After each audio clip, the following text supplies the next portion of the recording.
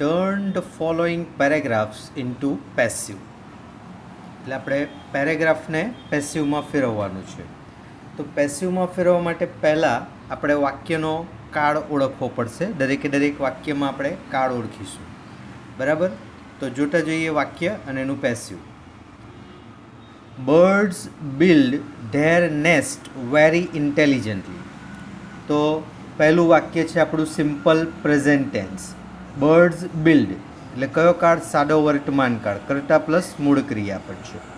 Okay, passive બનાવવા માટે પહેલો નિયમ, કર્મને કર્તા સ્થાને લાવીએ. તો કર્મ કયું છે? તો ધેર નેસ્ટ. બિલ્ડ એટલે બાંધે છે. શું બાંધે છે? There nest. ઓકે, હવે ધેર નેસ્ટ છે તો આપણે બર્ડ્સ નેસ્ટ એટલે પક્ષીઓનો માળો, તો આપણે ધેરને આપણે ફેરફાર કરીએ અને એના પ્રમાણે કરીએ છીએ બર્ડ્સ નેસ્ટ, પક્ષીઓના માળા, બર્ડ્સ નેસ્ટ. ઓકે, હવે બીજો નિયમ, વાક્યના કાળ અને કર્મના વચન પ્રમાણે ટુ બી ક્રિયાપદ. તો સાદો વર્તમાન કાળ છે અને નેસ્ટ બહુવચનમાં છે એટલે શું આવશે? આર. અને બિલ્ડનું ભૂતકૃદનનું રૂપ થશે built. Birds nest are built, ક્રિયાપદનું ભૂતકૃદનનું રૂપ. ઓકે, વેરી ઇન્ટેલિજન્ટલી આપણે ક્રિયાપદની સાથે લઈ લઈએ, વેરી ઇન્ટેલિજન્ટલી. ચોથો નિયમ, નામ યોગ્ય અવયવ બાય મૂકીએ, કર્તાને કર્મસ્થાને લાવીએ બર્ડ્સ. હવે બર્ડ્સ આપણે આગળ લખી દીધું છે એટલે એના માટે આપણે એનું સર્વનામ ફેરવીને શું લખીએ? Them. Birds nest are built very intelligently by ધેમ.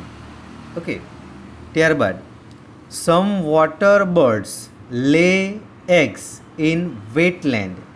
કેટલાક પાણીના પક્ષીઓ, વોટર બર્ડ્સ એટલે પાણીમાં રહેતા પક્ષીઓ, લે એટલે મૂકે છે, એગ્સ ઈંડાઓ ઇન ધ વેટલેન્ડ.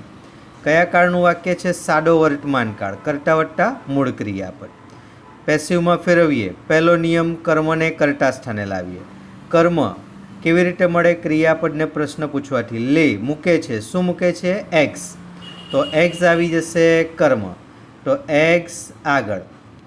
હવે બીજો નિયમ, વાક્યના કાળ અને કર્મના વચન પ્રમાણે ટુ બી ક્રિયાપદ. તો સાદો વર્તમાન કાળ છે એટલે ટુ બી ક્રિયાપદ આવશે આર. અને લેનું ભૂતકૃદનનું રૂપ થશે laid. Eggs are લેઇડ.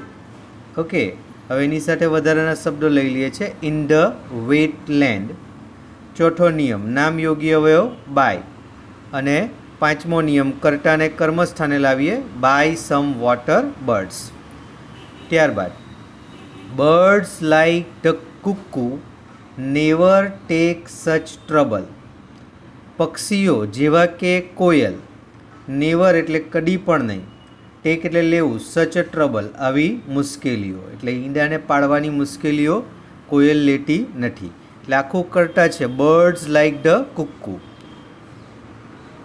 Never take such trouble, આવી મુશ્કેલી લેતા નથી. ઓકે, હવે એને પેસિવમાં ફેરવીએ. તો પહેલો નિયમ, કર્મને કર્તા સ્થાને લાવીએ. તો કર્મ કયું છે? સચ ટ્રબલ. તો સચ ટ્રબલ આવી જશે આગળ. સાદો વર્તમાન કાળ છે એટલે ટુ બી ક્રિયાપદ ઇઝ. અને નેવર આપણે અહીંયા લઈ લઈએ, ઇઝ નેવર. ત્રીજો નિયમ, ક્રિયાપદનું ભૂતકૃદનનું રૂપ. તો ટેકનું ભૂતકૃદનનું રૂપ ટેકન. સચ ટ્રબલ ઇઝ નેવર ટેકન. ચોથો નિયમ, નામ યોગ્ય અવયવ બાય મૂકીએ. અને પાંચમો નિયમ, કર્તાને કર્મસ્થાને લાવીએ, બર્ડ્સ લાઇક કુક્કુ. ઓકે, ચાલો ત્યાર પછી, do you know these fact. તમે આ હકીકત જાણો છો? પ્રશ્નાર્થ વાક્ય છે. કયા કાળનું? સાદા વર્તમાન કાળનું. ડુથી પ્રશ્ન બનાવ્યો છે. પેસિવ બનાવીએ તો કર્મ કયું છે? These fact. પણ પ્રશ્નાર્થ છે એટલે ટુ બી ક્રિયાપદ આગળ આવશે. તો ધીઝ ફેક્ટને લઈએ તો એના પ્રમાણે ટુ બી ક્રિયાપદ આવી જાય છે ઇઝ. Is these fact. ત્રીજો નિયમ, ક્રિયાપદનું ભૂતકૃદનનું રૂપ. તો નોનું ભૂતકૃદનનું રૂપ નોન. ચોથો નિયમ, નામ યોગ્ય અવયવ બાય. અને પાંચમો નિયમ, કર્તાને કર્મસ્થાને લાવીએ, બાય યુ, પ્રશ્નાર્થ ચિહ્ન. Is these fact known by you. ચાલો ત્યાર પછી બીજો પેરેગ્રાફ છે, we get wood from trees. તો આપણે વુડ એટલે લાકડું વૃક્ષોમાંથી મળે છે. તો અહીંયા ગેટ એટલે મળે છે, કયો કાળ બતાવે છે? સાદો વર્તમાન કાળ, કર્તા વત્તા મૂળ ક્રિયાપદ. ઓકે, એટલે પેસિવમાં બનાવવા માટે કાળ જાણવો જરૂરી. હવે પહેલો નિયમ, કર્મને કર્તા સ્થાને લાવીએ તો મળે છે, શું મળે છે? વુડ. તો આપણું વુડ થઈ જશે કર્મ, તો વુડ આવી ગયું આગળ. એના પ્રમાણે તો બી ક્રિયાપદ લઈએ તો ઇઝ અને ગેટનું ભૂતકૃદનનું રૂપ ગોટ. Wood is got. હવે ફ્રોમ ધ ટ્રીઝ, તો એ અન્ય શબ્દો છે એટલે એને એમના આમ જ લઈએ છીએ. ઘણામાં ભૂલ કરે છે, કર્મમાં ટ્રીઝ લઈ લે, બરાબર. ટ્રીઝ એ કર્મ નથી, અન્ય શબ્દ છે. From the trees.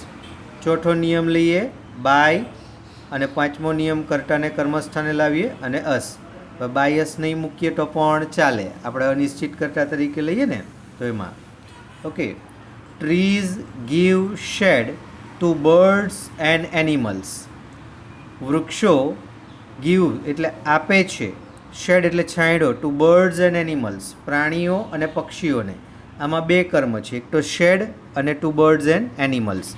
તો શું આપે તો શેડ, અને કોને આપે તો બર્ડ્સ એન્ડ એનિમલ્સ, એટલે બંનેથી બનાવી શકીએ. આપણે અહીંયા શેડથી બનાવ્યું છે, તો શેડ ઇઝ સાદો વર્તમાન કાળ છે એટલે ઇઝ, અને ગીવનું ભૂતકૃદનનું રૂપ given. Shade is given to birds and animals by trees. Okay, ત્યારબાદ we should grow more trees. હવે વાક્યનો કાળ સમજજો, કયો કાળ છે? મોડેલ ઓક્ઝિલરીની વાક્ય રચના, કર્તા પ્લસ શુડ પ્લસ મૂળ ક્રિયાપદ. કયો? મોડેલ ઓક્ઝિલરીનો કાળ છે. ચાલો પેસિવ બનાવવા માટે પહેલું કામ કરીએ. શું કરીએ? કર્તાને કર્મસ્થાને લાવીએ, કર્મને કર્તા સ્થાને લાવીએ. કયું છે? More trees. તો મોર ટ્રીઝ આવી જશે આગળ, અને should be, more trees should be, અને ગ્રોનું ભૂતકૃદનનું રૂપ grown by us. Okay, we must not cut trees. તો કર્મ કયું છે?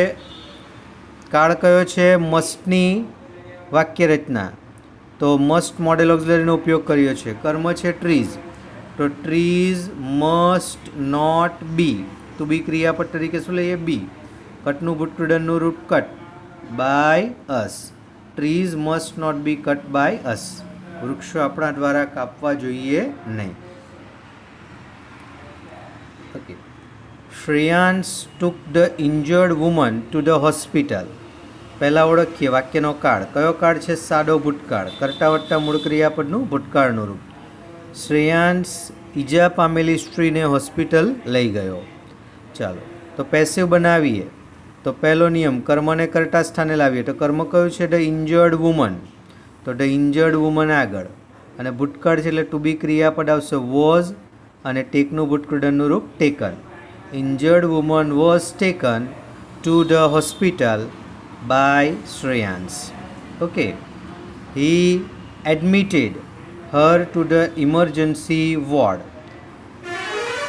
એડમિટેડ એટલે દાખલ કરે છે, તો શું દાખલ કરે છે? કોને? હર, એટલે ગૌણ કર્મ છે હર, તો હરને કર્તા સ્થાને લાવીએ એટલે થઈ જશે સી. સી વોઝ એડમિટેડ, ભૂતકાળ છે એટલે શું લઈશું? Was admitted to the emergency ward by him. He called the doctor. તો અહીંયા ગાડી કર્મ કયું છે? The doctor. તો the doctor was called by him. The doctor was called by હિમ.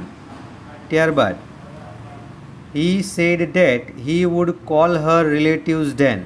હવે અહીંયા ગાડી આ હી સેડ એ પણ ક્રિયાપદ છે, પણ એની પાછળ આપણી પાસે કર્મ નથી, એટલે એને આપણે પેસિવ બનાવશું નહીં, એટલે એને એમનું એમ જ રહેવા દઈએ. હી સેડ ડેટ. ઓકે, હવે પેસિવ કોનું બનાવીએ? આનું. હી would call her relatives. Cold એટલે બોલાવશે, કોને બોલાવશે? હર રિલેટિવ્સ. તો હર રિલેટિવ્સ આગળ, અને મોડેલ ઓક્ઝિલરી વુડની વાક્ય રચના છે એટલે વુડ બી, અને કોલનું ભૂતકૃદનનું રૂપ થઈ જશે called. Her relatives would be called by him અને ધેન. ચાલો ત્યાર પછી ચોથું છે, Gandhiji always rewarded an honest person. Gandhiji always rewarded an honest person. Okay, હવે અહીંયા ઓલવેઝ છે પણ વાક્ય ભૂતકાળ છે. રિવોર્ડેડ એટલે એમનું માન આપતા હતા. An honest person. તો આપણે પેસિવ બનાવીએ તો કાળ કયો છે? ભૂતકાળ.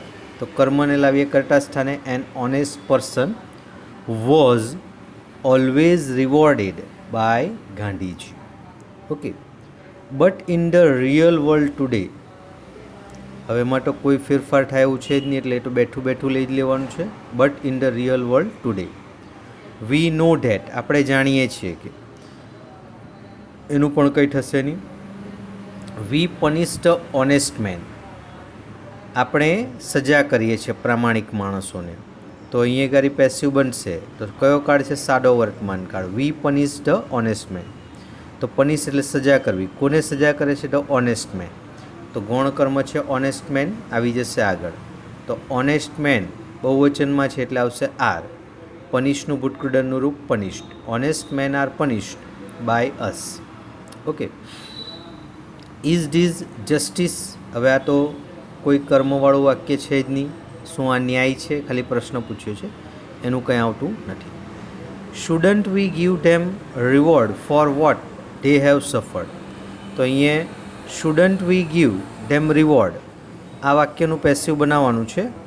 પછી for what they have suffered, તો આ પણ પૂર્ણ વર્તમાન કાળનું છે પણ પાછળ કંઈ છે નહીં, એટલે એનું પેસિવ થશે નહીં, એટલે આનું પેસિવ આપણે બનાવવાનું રહેશે.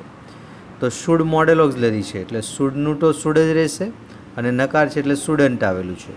અને કર્મ છે ધેમ અથવા તો રિવોર્ડ, બેમાંથી કોઈ પણ એક લઈ શકશો. તો સ્ટુડન્ટ ધેમનું કરવું હોય તો ધે, અને રિવોર્ડ લેવું હોય તો રિવોર્ડ. તો સ્ટુડન્ટ ધે બી, અને ગીવનું ભૂતકૃદનનું રૂપ ગીવન રિવોર્ડ, અથવા તો student reward be given to them, એવું લખવું પડશે.